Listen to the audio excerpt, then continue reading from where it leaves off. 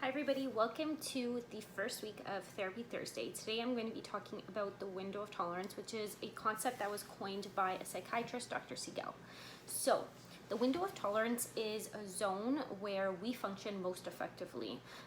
So in that zone, we can receive, we can process, and we can react to the demands of everyday life in the most effective way possible. Now, some people's window of tolerance is bigger or more narrow than others. This all depends on life experience.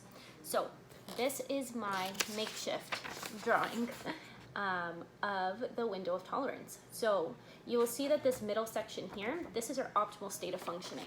So it's in that window where we function most effectively, where we can respond to everyday demands, stress, anxiety-provoking stimuli in the best way possible.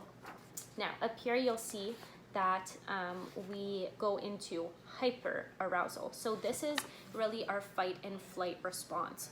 Many of you might have heard of the fight and flight response. It's when something maybe stressful or anxiety-provoking happens, we either fight that response or that situation, or we try to avoid and escape it. So this is where people will feel emotions very intensely.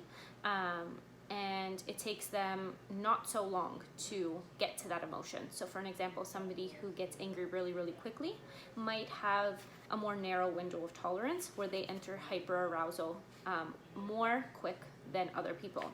Then down here you'll see we have hypoarousal.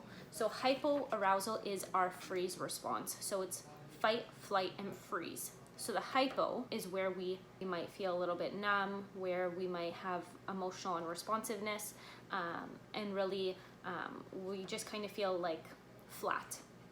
So when this window of tolerance is large enough, we can function really well without going from one extreme to the other. When our window of tolerance, this optimal state of functioning, is very, very narrow, it takes us less time to go to our hyperarousal and hypoarousal state. So this a lot of times happens for individuals who have experienced some type of traumatic experience, or even for people who are experiencing a lot of anxiety, maybe depression. They might find that their window of tolerance for emotions is becoming quite narrow. So for example, we might become very irritable and we might snap at somebody very quickly if our window of tolerance is small. So that's just a little bit information about what our window of tolerance is.